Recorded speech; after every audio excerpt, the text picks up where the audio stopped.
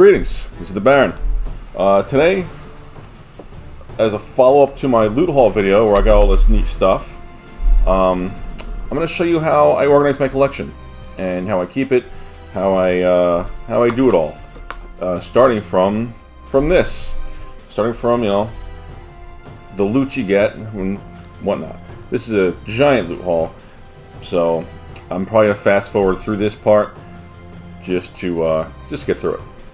So the first thing I do when I get the collection and the loot and I try to organize it is I organize it by color.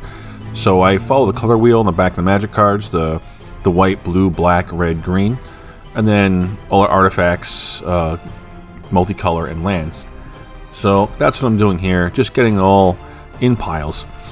Any cards that are worth anything, I will slip. I'll put my inner slip on, and then maybe even a second slip, the dragon shield. I always take whatever slips I get in here, if they're like a perfect fit or whatever, or an inner slip, and throw them right out, because I don't want those getting mixed up later. Alright, looks like everything is in its pile. Let's go on to the next part. Alright, so now we've got the collection out. My collection is sorted by color and then alphabetized. So it goes white, blue, black, red, green. And then on artifacts, lands in the end here, multicolor cards. And back here I keep my dual lands and heavy slips, the 40 that is at least. Over here I've got all my basics in order with black, red, green. Got slipped cards up front, the cards I've already used before, and then penny sleeve packs behind them, ready to go. And then here I have cards from, I'm forgetting the name of the format right now, but it allows certain cards from like Homelands and Mirage and whatnot. So, and Visions, a couple cards here, just in case I need to make a deck of that format.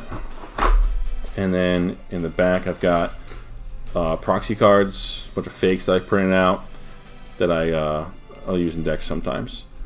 But I keep those separate from everything else.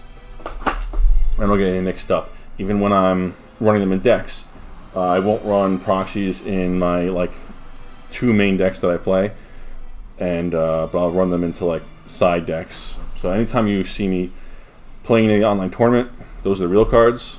And when I'm goofing off by myself, friends, those are fake cards. In the back here, I've got some more expensive cards. And, or these cards in my head are expensive. I don't know how much a beta regrowth goes for. It might be $30, but in my head it's ooh, that's an expensive card. But here it is next to my Alpha Emerald. So just a little more expensive stuff back here just to have. And you might be wondering why I've got dual lands in here also. Why are dual lands here and here? These are just the 40. That's all there is there. These are the extra ones, and then that's why they do not have the dragon shields on them. It's because these are ones that I would have for trade, I suppose.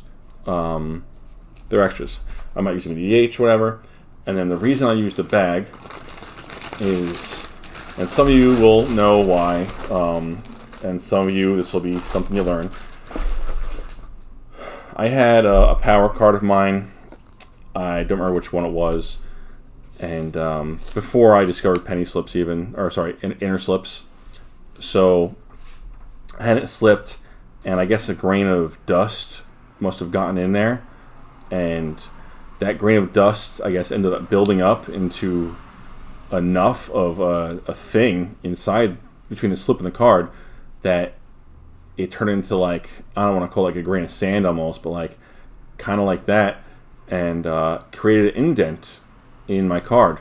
So my card was permanently damaged from basically a fleck of dust. So just to prevent any of that from happening with the money cards, I wrap them in a bag. And so as I put these cards away, I will slip them up depending on what they are. So I don't know, let's go to Divine Offering. It's only one of. So Divine Offering, it's a card that I know I have in here. I might have a pack. So let's go find it. And everything's really easy to find once you're alphabetized. Like, I'm just going to grab all of D here, you know. Easy enough. Boom, Divine Offerings. I've got them in packs. So it's going to throw them into a pack. Boom. I've got enough inner slipped already that, and this card's not expensive, so I'm not going to worry about inner slipping it, perfect fitting it. Just going to throw it right in there. And then that's that. And what I just did there is an example of what not to do. You might reach in for a card, and then this happens to all of us. As much as you think you're doing good with keeping your gap open, it ends up falling, and you lose your place, you got to re-find it, and it wastes so much time when you're trying to do something like put away a lot of cards like this. So, one of the things you can do is a cheat around is whatever card, wherever you're at, your place marker, the card you're taking, take the card behind it and flip into it holding it up. So like there's space on the front and back of this card now, so that if I'm adding a card to Dust and Dust here, when I go to put it away, it's no problem. Boom, there it is. Even that's not really the way you should do it. What you should use is a marker of some type. You put it in there, you grab your card, no matter what happens, you still have your place. And then part of what you can do with that too is as you're scanning through your collection, you take the next card, next card, next card, depending on what you're doing, because sometimes it's necessary. Then you never lose your place, your cards are always where they're supposed to be, and it's a big help. So, worth doing, for sure. Kobold Overlord is the first one of these I have. I did put him into both slips because I know I'm going to use the card. So I'm just going to finish white for now, though, before I get too ahead of ourselves. Keepers of the Faith is a card I know I got a bunch of. Iron Giant was another Divine Offering. I said a couple more of those than I thought. Equinox, Seeker, Piety. Alright, so a lot of times what I'll do is I'll take the cards while they're in my hand, especially like when it's a fat stack like this, and I'll kind of alphabetize them while they're in my hands. So, Artifact Ward to the front, Artifact Ward, another one, A, B, C, D. So we got Clergies, and then the Aviant Archer, and then Enchanted Being. So let's get my C's in order here, and then move those guys in my hands for the D. All right, we'll get that in there. A, B, C, D, E. So now it's all kind of alphabetized already in my hand. Anything else that close to the top, because I won't do the whole alphabet because your hand isn't so fat in the end. So I'll just grab like the first couple letters, and then it whittles down your hand big time, big enough that, you know, or gets enough out of here that this is more manageable afterwards. So, boom, I knocked all this out of here, and I only took out the first couple letters of the alphabet. So, Angry, Artifact, E, and D. And it doesn't even have to be in order here. Like, you don't need to worry about actually alphabetizing because everything's so close anyway, you're going to be fine. So, white A, let's take it out. All my artifact wards and angry mobs. Cool, that's it. It's only 2 cards. Wow, I got a lot of these boys. Okay, so these are ended up getting thrown to the penny slip. Oh, that's not a penny slip. That's like something else. So another thing I do is the cards that they come in, sometimes you'll get cards and they'll be in these like, I don't know if this is a perfect fit or an inner slip. It's like an inner slip almost. So it's not going to hold as many cards as the penny slip will. And these are great, but I use my double, what do you call it, perfect fits that wrap around. So these are trash to me. I throw them right out so I don't mix them up and what just happened happens. And then where I could have fit maybe 2 of these cards in there and it would have been tight, I could take a whole stack of these things. I got 8 of these. I could probably put all 8 into this one penny slip without a problem. Okay, so we got a little crunchy down there at the bottom. So maybe we'll make 2 packs. 1, 2. There, artifact ward. So we'll grab our A's. Hey, there's the clergy. Well, since we found him, put those guys away.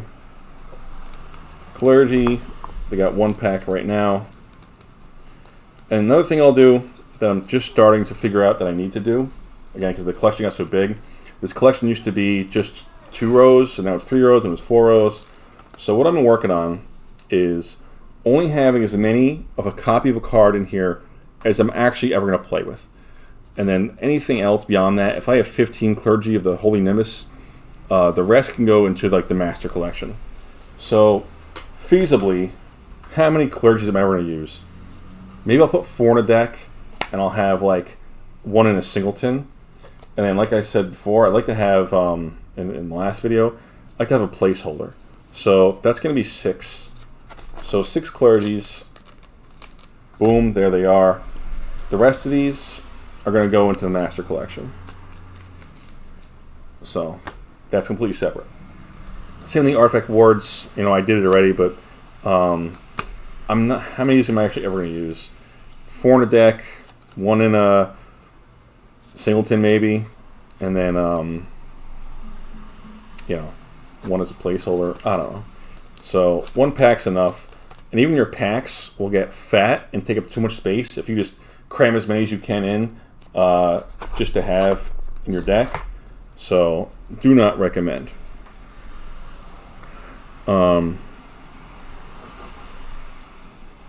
So artifact ward goes here, right? ART versus ARM, right? NOP, QRS, T. Makes sense to me. All right, so that's my first artifact ward. So now they're there, and that's great. That's one less space I'm missing. All right, go to these archers here.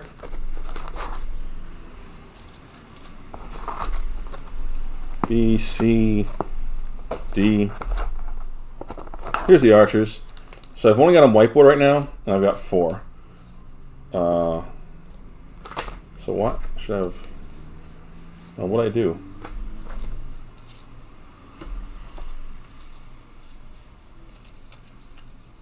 I thought I had enough to go all black bordered with these guys.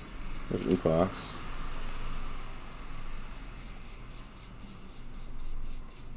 I guess I didn't get enough. Okay, so 3, 4, 5 of these should be plenty. Boom, there they are. And it's just one less, you know, whiteboard facing card I have to look at every time I go to my collection. So it just looks a little prettier. There's another Divine Offering. Slip them right into this pack. Divine Offering, I might be breaking my rule with if I get a bunch of these. Yeah, I've got tons of these. But it's a card I could feasibly, you know, be running a ton of, so I don't mind. Things like Divine Offering, Disenchants, Swords to Plowshares, any of those cards that just end up going into a lot of decks, I'll just let ride. Oh, my Angry Mob. Skipped over them. There they are, Angry Mob. And then what I should be doing is using my divider here. There's my Angry Mob space. Same thing, I'll take these, I'll get rid of them, because that's just going to take up space in the collection. And I'll switch over to 4 black bordered, 1 for maybe a singleton deck, and then a placeholder. The reason that numbers are on some of these, like 5, is I was actually keeping track of exactly how many were in each pack at one point. And I had a little marker along with my collection, but it's a lot of extra unnecessary work because of how much your collection actually changes and grows and fluctuates. So I ended up stop doing that, but I'm not going to tell you not to do, not to not do it. All right, so Enchanted Being, there she is. There she is. I had 3, now I have 4. There they are, all in a pack. Boom. Equinox. It's a card that I really think I'm going to be running a bunch of. Oh, and I had none of these before. So, Where's Equinox go? Here it is, right?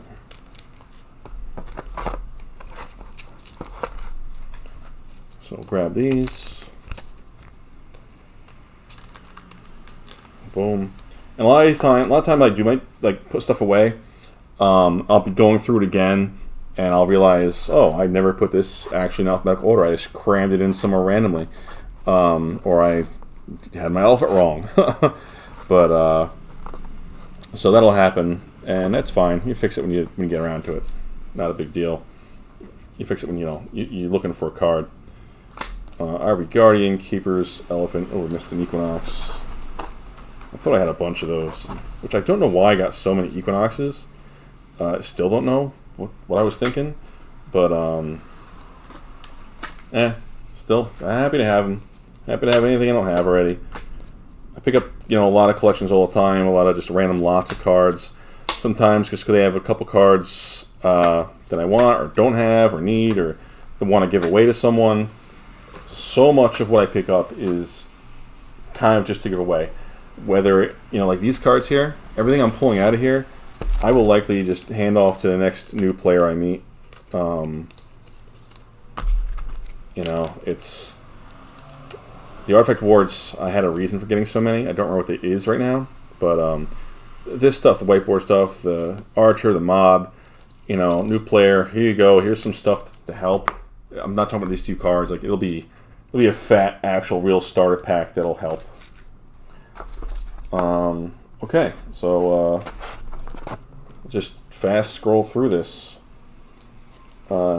Any F's? G, H, I. Yeah, we got I's. Oh, we got an H before we get the I. That's Holy Day. So I got 4 Holy Days here. I slipped up because I was playing all 4 of them. I've got 1 more Holy Day that I picked up. So we'll give him his slip. Stick him right in the back there. And any extra Holy Days I get, go right into that pack. Then we got the scouts. Oh, I had some scouts, so I don't know why I felt the need to pick these up. Maybe I just like this picture the most. Let's see what we did here. 4, 5, 6. Probably enough of that. And what I'm going to end up doing with all these leftovers is make a whole separate old school box that I would pull from to trade and give away and even sell as just giant bulk deals. So that's the plan with that. Ivory Guardian, here they are.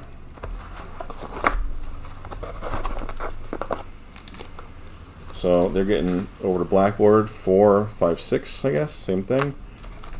4 for a deck or sideboard or whatever. 1 for a singleton and 1 as a placeholder. And then I got extras of these now that'll go into that second giant box. Okay,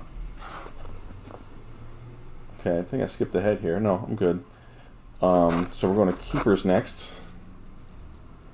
Karma Keepers. Here they are.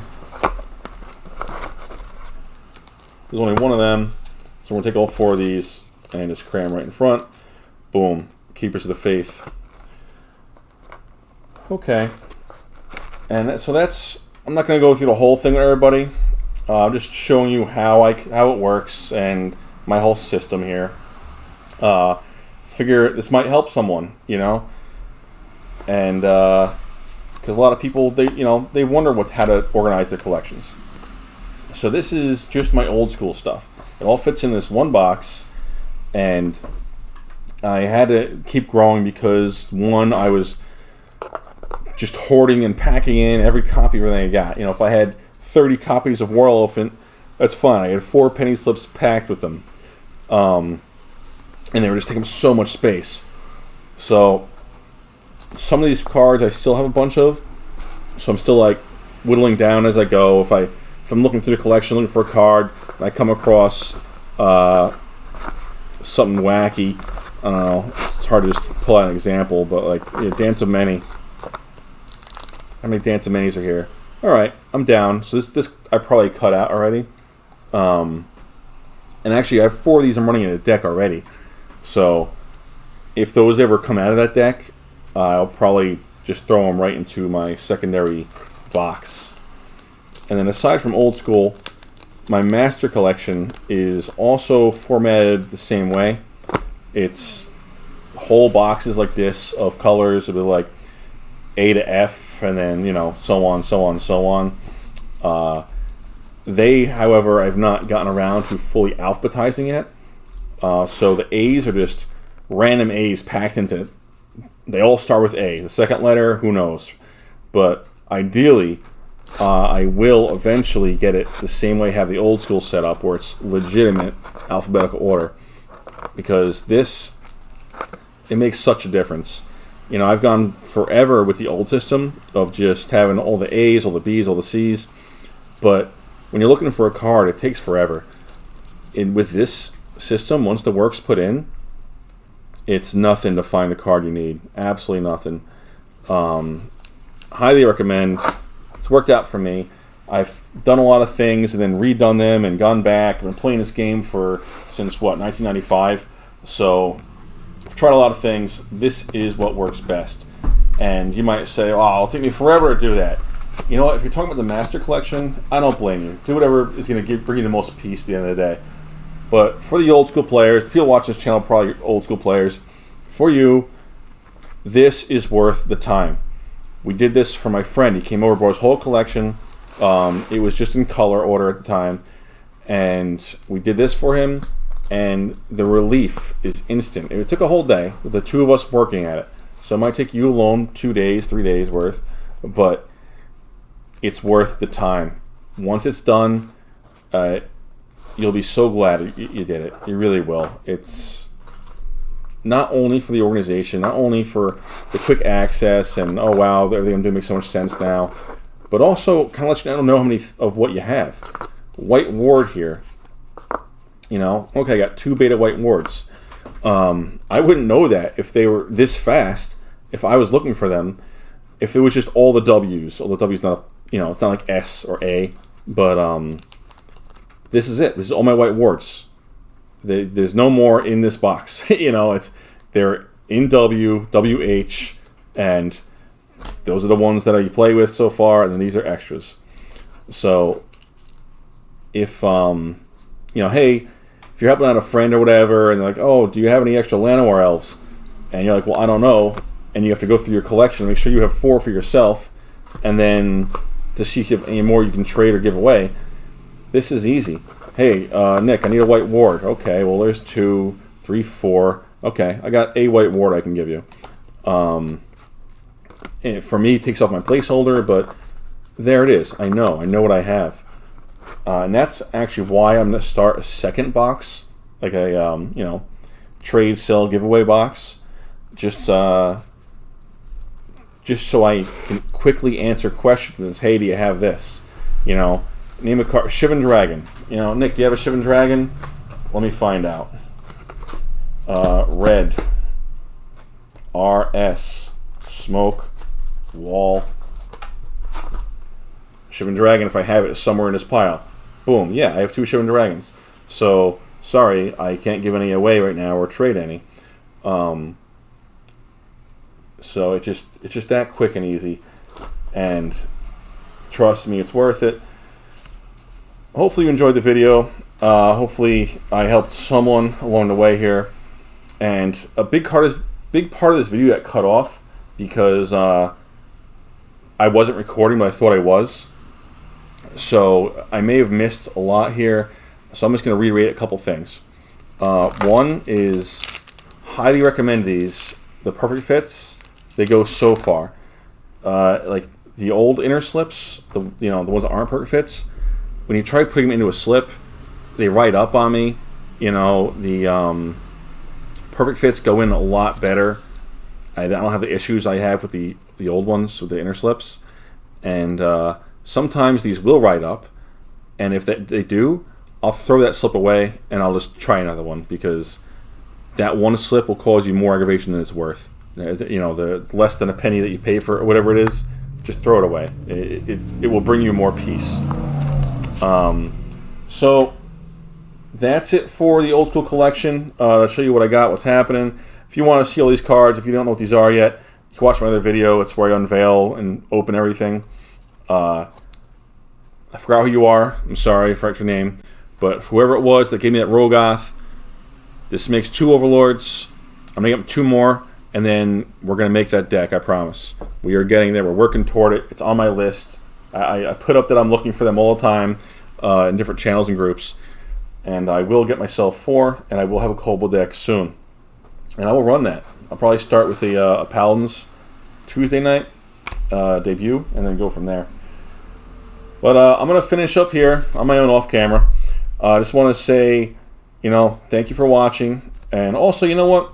I was watching a video kind of similar to this, where I was watching one of Rudy's videos, Alpha Investments, and people have to stop selling them their cards, at least old school. Really. This guy takes these things, he hoards them in the basement, and he just shoots the value up on these things. He constricts the market.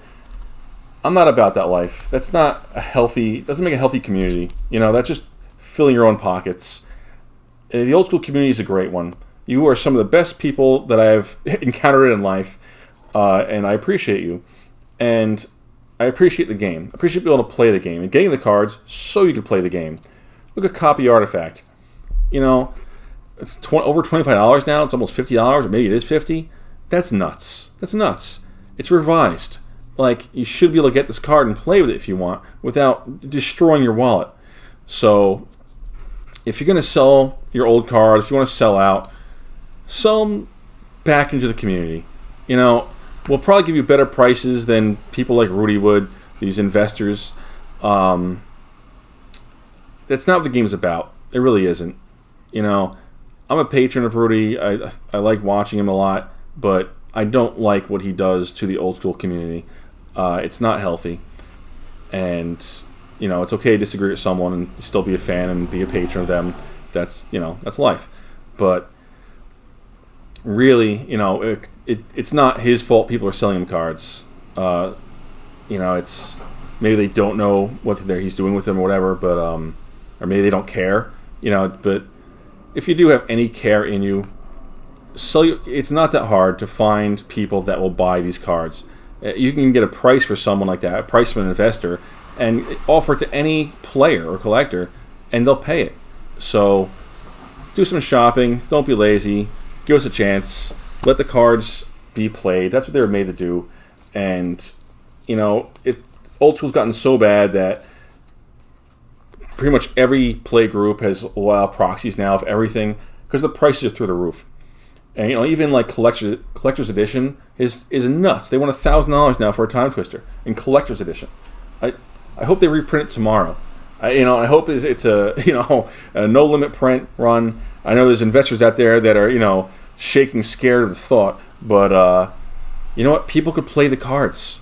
People could play the cards. And for all the people that are so afraid of what it does to the value, even if you're not an investor, be like, oh, my collection's worth $10,000 and it'll be worth nothing if they get reprinted. It's just not true. It's been proven time and time again to be not true. Look at Urnham Jin. Come on, same art, print and Chronicles. Yeah, it's white-bordered, but it's a quarter versus like $250. The originals are not going to get smacked down because of a reprint. It's just not going to happen. All a reprint's going to do is let people play the cards, which is the point of the game. So until that happens, all we do have is the cards that have been printed.